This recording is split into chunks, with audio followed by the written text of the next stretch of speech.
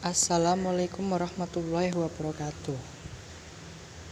We are from group 9, which consists of M. Sulfi Chadal Anam, Selvi Ramlati Sukma, Wilda Hera Priscilla, and we will presenting the result of our discussion and entitled is Speech Acts.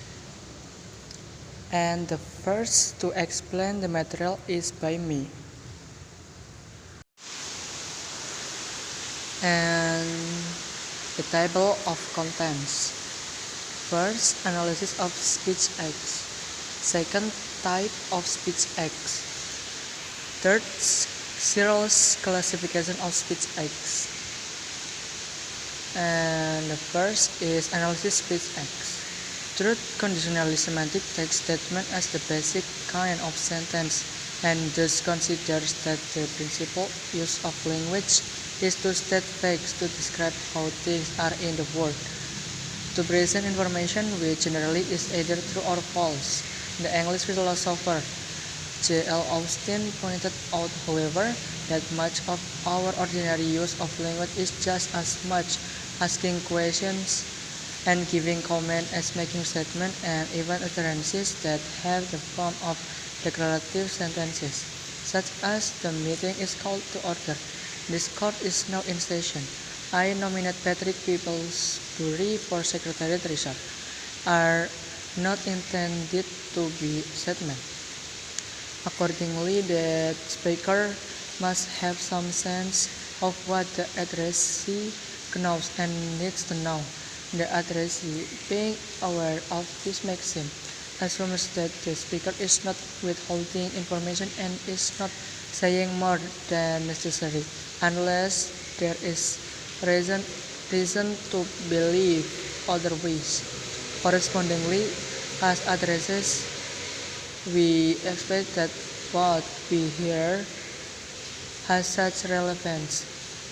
If you offer to help in some project and are told to do so only at your own risk, you will have to decide whether involvement in the project is really risk or the locution was meant as a joke.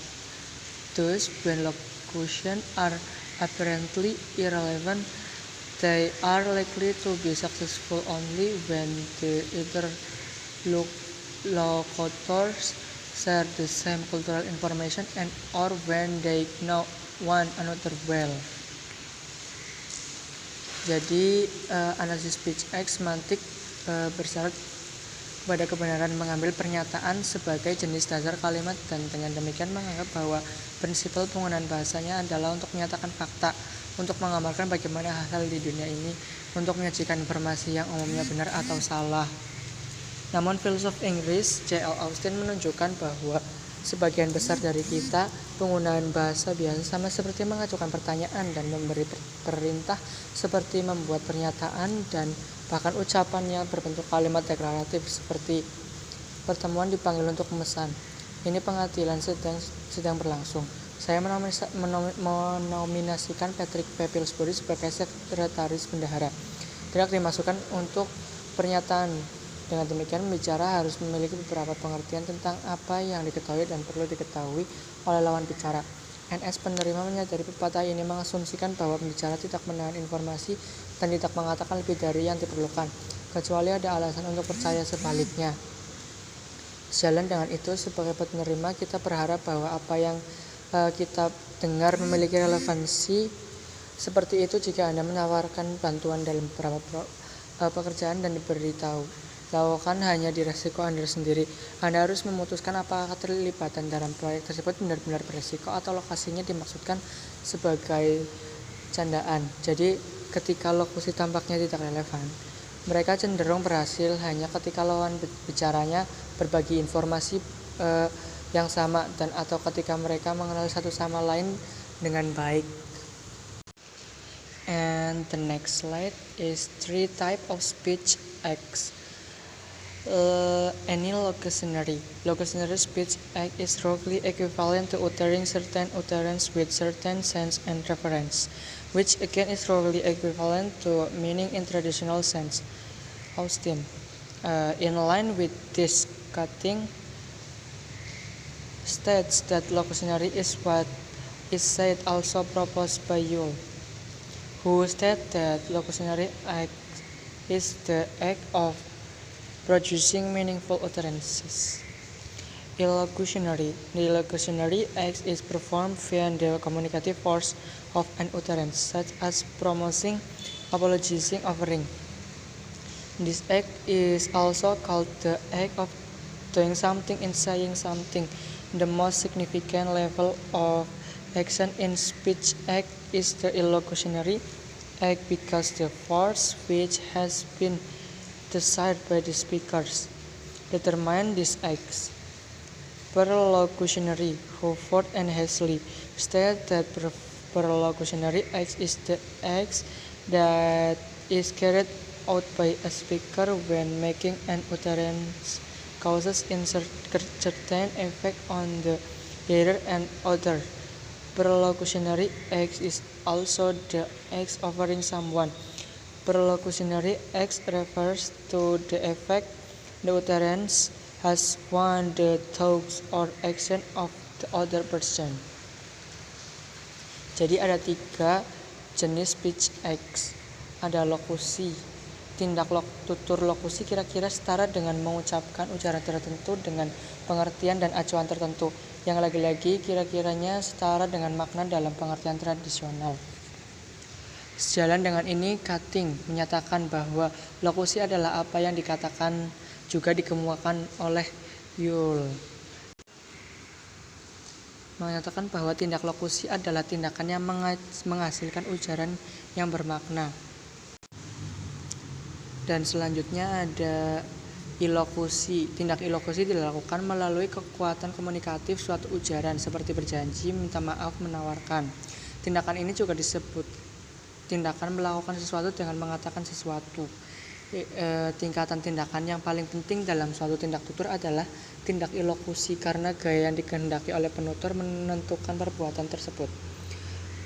Selanjutnya ada perlokusi. Hofford and Haseley menyatakan bahwa tindak perlokusi adalah tindakan yang dilakukan oleh seorang penutur ketika membuat ujaran menyebabkan efek tertentu pada pendengar dan orang lain.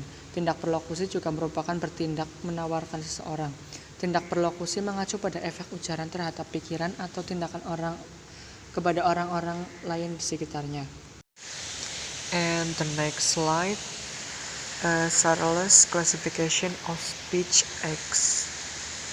Assertives. In the assertive function, speaker and writers use language to tell what they know or believe.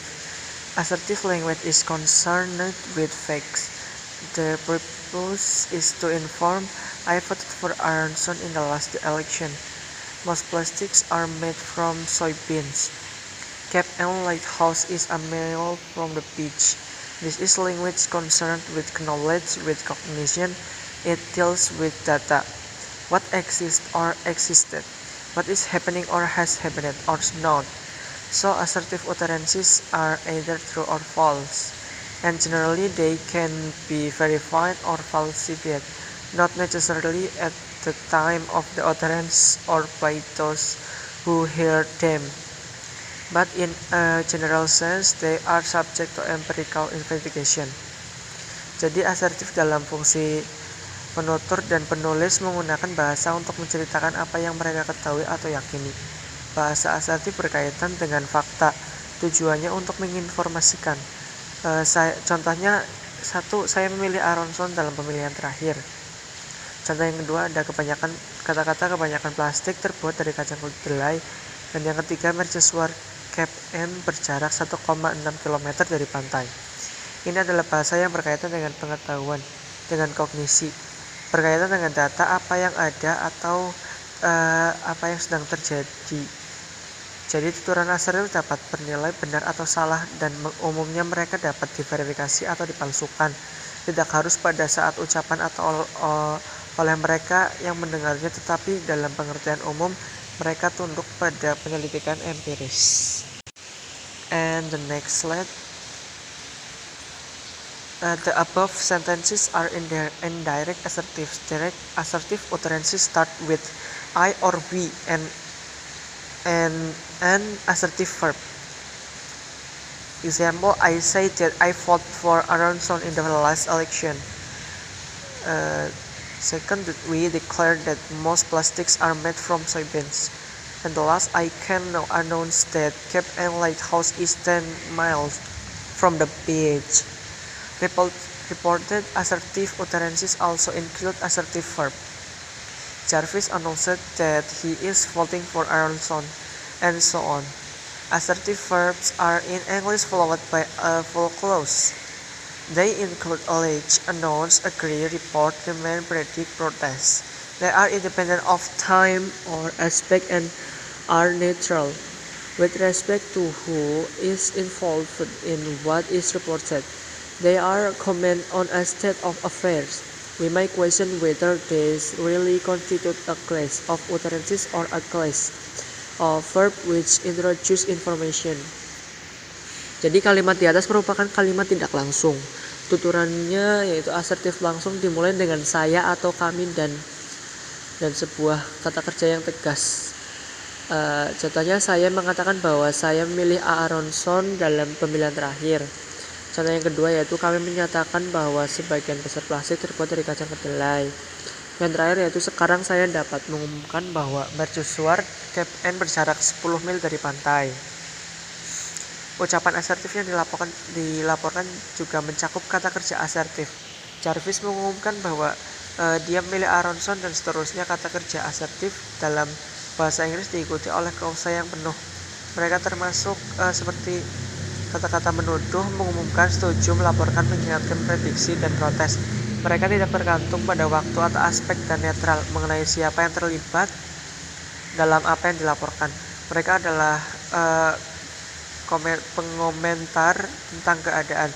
Kita boleh mempertanyakan apa ini benar-benar merupakan kelas ucapan atau kelas kata kerja yang memperkenalkan atau memberitahu tentang informasi. Klasifikasi speech arts menurut Searles selanjutnya adalah expressive. Expressive speech arts is a speech arts in which speakers express feeling and attitude about something, such as asking for an apology, thanking, congratulating someone. Expressive speech arts are important to be analyzed because the arts cannot be spotted from human being in daily conversation. Jadi tindak tutur ekspresif adalah tindak tutur di mana penutur mengungkapkan perasaan dan sikap tentang sesuatu, seperti meminta maaf, berterima kasih, dan mengucapkan selamat kepada seseorang. Tindak tutur ekspresif penting untuk dianalisis, karena tindakan tersebut tidak dapat dipisahkan dari manusia dalam percakapan sehari-hari. For example, I'm sorry for mess I have made. Saya meminta maaf atas kekacauan yang saya buat. Dalam kalimat tersebut, menggunakan sorry untuk mengungkapkan ekspresif meminta maaf. And then, thank you for joining this class. Terima kasih sudah bergabung di kelas ini. Kalimat ini menggunakan thank you sebagai ungkapan atau ekspresif perasaan terima kasih. And then, I acknowledge that I didn't do what I should have done. Saya mengakui bahwa saya tidak melakukan apa yang seharusnya saya tidak lakukan.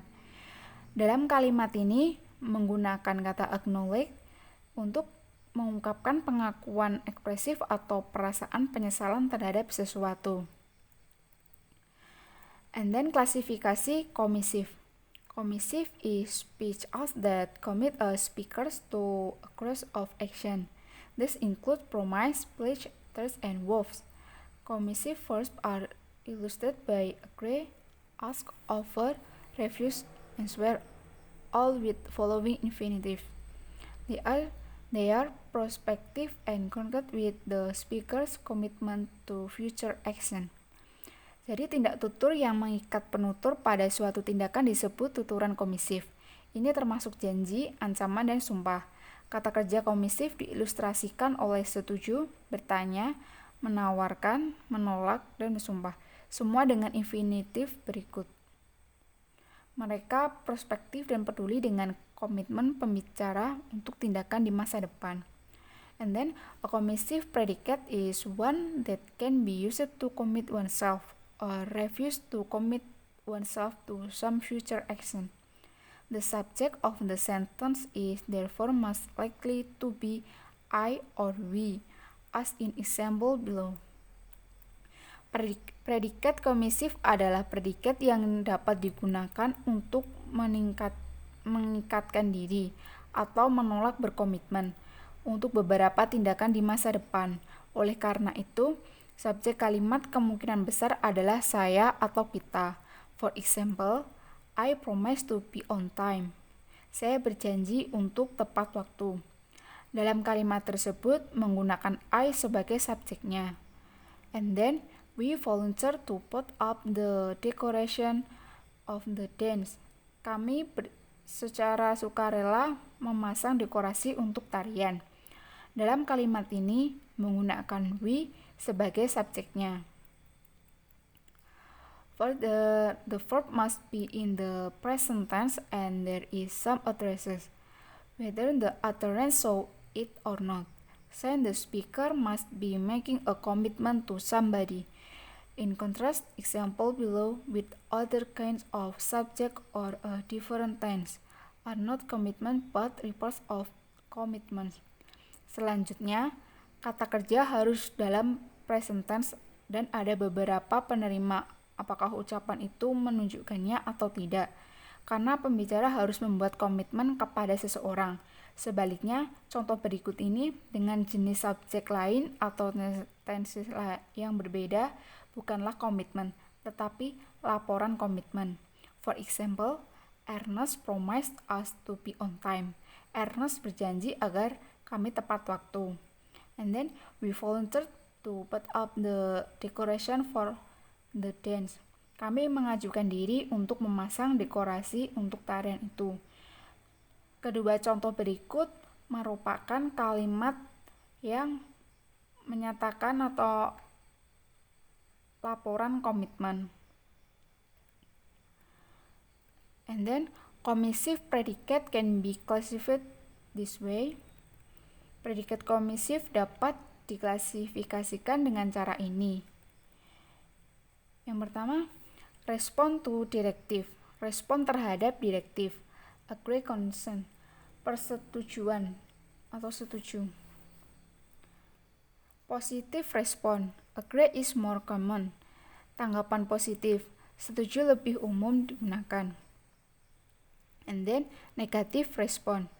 Refuse decline. Menolak atau penolakan. Refuse is stronger. Decline more formal. More polite. Jadi kata refuse menolak lebih kuat. And decline merupakan kata menolak yang lebih formal dan lebih sopan. Yang kedua, self-motivate not respond to directive. Motivasi diri atau bukan respons terhadap arahan. Benefactive yang bermanfaat and over volunteer. Volunteer suggests a more formal commitment. Sukarelawan adalah menyarankan komitmen yang lebih formal. And then malefactive, jahat and threaten yang mengancam. And yang ketiga, focus on speech out. Pledge, promise, and swear. Promise is unmarked. Pledge is a solemn promise made in public. To swear is to take a semi-religious oath. Jadi yang ketiga ini adalah fokus pada tindak tutur, janji atau sumpah. Janji tidak bertanda. Janji khidmat yang dibuat di depan umum. Bersumpah adalah mengambil sumpah semi agama. Directive. Directive are those in which the speaker tries to get the addressee to perform some act or refrain from performing an act. Three kinds of directive can be recognized: commands, request, and suggestion. A command is effective only if the speaker has some degree of control over the actions of the addressee. For example, I hereby order you to appear in court next Monday at 10 a.m. You must appear in court next Monday at 10 a.m. I'm telling you not to waste your time on that. Don't waste your time on that. 2. A request is an expression of what the speaker wants the addressee to do or refrain from doing. A request does not assume the speaker's control over the person addressed. For example, I appeal to you help as much as you can. We beg you to stay out of the way. The receptionist asks the people in the waiting room not to smoke there. General meaning. Speaker not in authority express views that address not act as speaker wants address not to act. Request predicates. Appeal to aspects basic and entry implore petition plead with request. 3. Suggestion are the utterances we make to other persons to give our opinions as to what they should or should not do. For example, I advise you to be prompt. I warn you not to be late. We suggest you should pay more attention to what you're doing. General meaning. Speaker expresses an opinion about addresses choice of performance. Addresses is the suggest, not necessarily the addresses. Presupposition. The suggest has a choice of performances. Positive expression. Advice, counsel, recommend. Negative expression, caution, warn. Declarative. Declarative is a type of illocutionary act which brings an change in the external situation. Simplified. Declarations bring into existence or cause the state of affairs which they refer to.